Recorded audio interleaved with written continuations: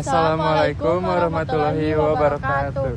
Kami dari kelompok 11 akan memaparkan opini tentang Merumuskan nilai Pancasila sebagai pengembangan ilmu.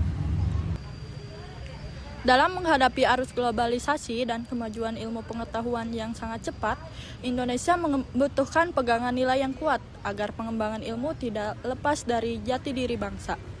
Sebagai dasar negara dan pedoman hidup bangsa, Pancasila memiliki peran penting sebagai landasan moral dalam menghadapi pengembangan ilmu pengetahuan. Tanpa menerapkan nilai-nilai Pancasila, ilmu bisa saja berkembang tanpa arah dan ada kemungkinan untuk disalahgunakan. Maka Pancasila sebagai dasar nilai pengembangan ilmu sangat relevan di era teknologi yang serba cepat dan dinamis. Sebagai dasar Pancasila mengandung nilai-nilai yang harus diimplementasikan dalam setiap aspek pengembangan ilmu di perguruan tinggi. Berikut makna nilai-nilai Pancasila yang dapat diterapkan dalam pengembangan ilmu pengetahuan. Sila pertama, ketuhanan yang Maha Esa mengingatkan bahwa ilmu harus digunakan dengan kesadaran moral dan tidak bertentangan dengan ajaran agama. Pancasila itu hadir untuk mempermudah kehidupan manusia, bukan untuk merusaknya. Sila kedua, kemanusiaan yang adil dan beradab menekankan bahwa ilmu harus dikembangkan untuk kesejahteraan bersama dan kemanusiaan. Penelitian dan pengembangan teknologi harus memperhatikan etika serta menghargai HAM agar tidak menimbulkan penderitaan atau ketidakadilan.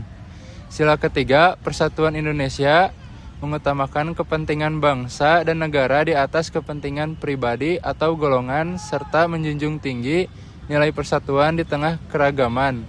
Contohnya, pengembangan iptek dengan tujuan untuk memajukan Indonesia di kancah global. Sila keempat, kerakyatan yang dipimpin oleh hikmat kebijaksanaan dalam permusyawaratan perwakilan. Mengajarkan bahwa setiap pengambilan keputusan harus melibatkan berbagai pihak untuk mencapai mufakat agar kebijakan yang dibuat adil dan sesuai dengan kebutuhan masyarakat. Sila kelima, keadilan sosial bagi seluruh rakyat Indonesia.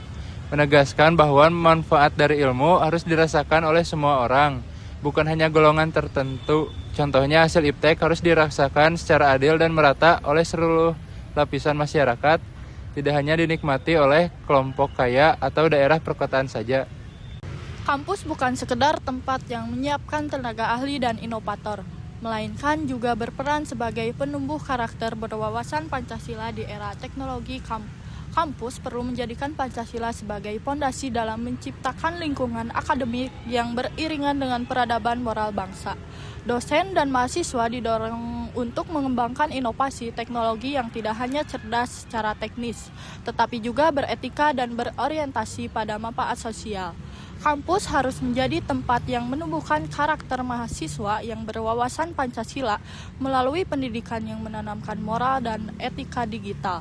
Penerapan nilai-nilai Pancasila dalam pengembangan karakter mahasiswa di lingkungan kampus sangat penting karena mahasiswa merupakan generasi penerus bangsa yang harus menjadi agen perubahan untuk memimpin dan membangun Indonesia di masa depan. Selain itu, mahasiswa juga harus mempersiapkan untuk menjadi generasi muda yang berpotensi menjadi Indonesia emas di masa depan.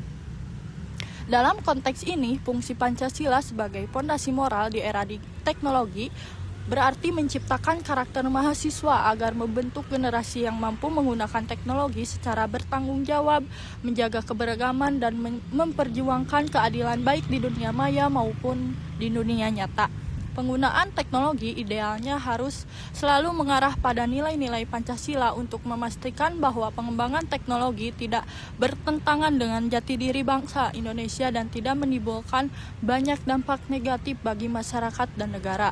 Peran penting untuk menumbuhkan karakter yang berwawasan Pancasila terletak pada diri kita sendiri. Meskipun ada pembinaan yang baik dari berbagai pihak seperti keluarga, masyarakat, dan teknologi informasi, keberhasilan dalam mencapai karakter tersebut sangat bergantung pada keinginan dan kesadaran diri mahasiswa itu sendiri. Kesimpulannya, mengembangkan ilmu pengetahuan dan teknologi di Indonesia harus berlandaskan nilai-nilai Pancasila agar sesuai dengan jati diri bangsa. Kampus harus menjadi tempat yang menumbuhkan karakter mahasiswa yang berwawasan Pancasila melalui pendidikan yang menanamkan moral dan etika digital. Tetapi yang memiliki peran penting untuk menumbuhkan karakter yang berwawasan Pancasila terletak pada diri sendiri. Tanpa adanya niat dan komitmen dalam diri, segala upaya pembinaan akan sulit mencapai hasil yang diharapkan. Oleh karena itu, sebagai mahasiswa kita harus sadar bahwa perubahan dan pengembangan karakter dimulai dari diri sendiri. Selanjutnya kami akan memaparkan presentasi kami yang mengambil tema budaya yang ada di Tasikmalaya. Saya masih ingat ketika pertama kali teman saya melihat toko kolong gelis di Tasikmalaya. Ia sangat terkesan dengan keindahan dan keunikan sandal kayu tersebut. Akan tetapi, pada saat itu teman saya belum mengetahui bahwa sandal tersebut bernama kolong gelis. Ia baru tahu ketika saya menjelaskan bahwa sandal tersebut merupakan salah satu budaya di Tasikmalaya bernama kolong gelis. Dari sana, saya menyadari bahwa kolong gelis mulai terlupakan oleh generasi muda. Seiring berjalannya waktu, banyak yang tidak mengenal atau bahkan tidak peduli dengan warisan budaya ini. Tapi saya percaya bahwa kolong gelis bukan hanya sekedar sandal kayu, tetapi juga simbol kecantikan dan keanggunan perempuan Sunda.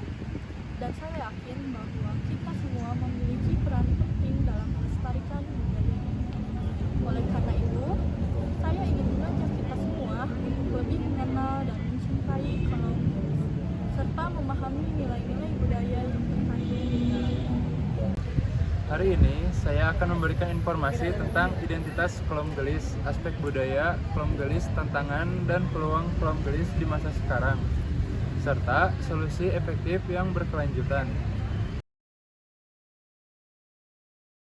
Latar belakang kolom gelis adalah sandal kayu tradisional berhiasan ukiran lukisan dari budaya Sunda, tepatnya dari Tasikmalaya, Jawa Barat. Kerajinan ini tidak hanya berfungsi sebagai alas kaki, tetapi juga mencerminkan nilai seni dan identitas budaya masyarakat Tasikmalaya. Namun, keberadaan kolom gelis menghadapi tantangan termasuk kurangnya kesadaran anak muda tentang warisan budaya ini.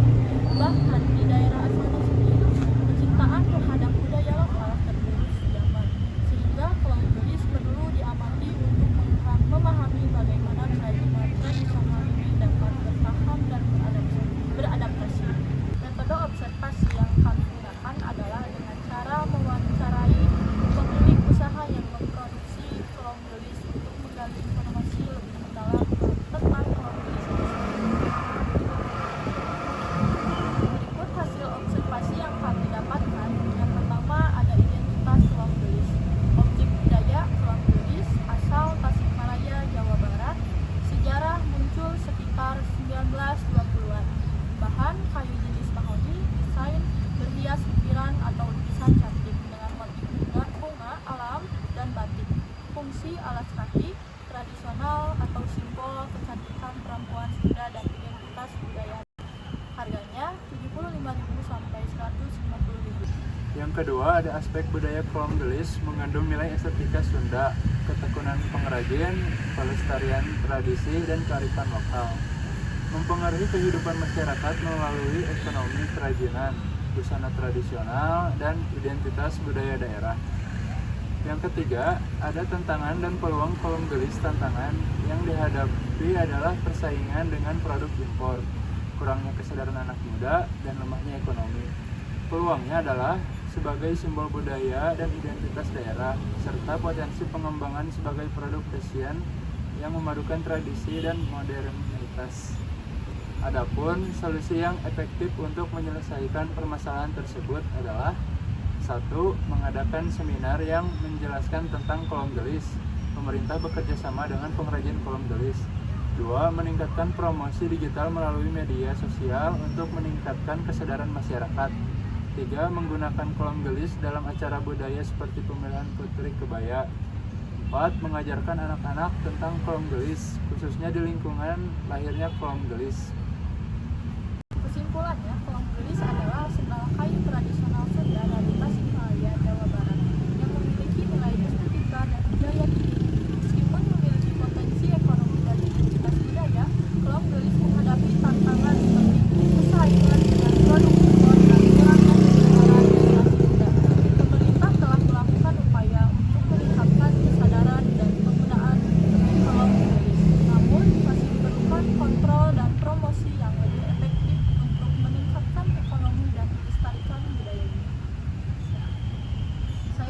Sebab dengan memahami dan mencintai kaum geus, kita dapat menjadi sebagian dari upaya melestarikan budaya Indonesia dan meningkatkan kesadaran generasi muda akan pentingnya warisan budaya kita. Sekian hasil pemaparan dari opini serta observasi dari kelompok kami. Assalamualaikum warahmatullahi wabarakatuh.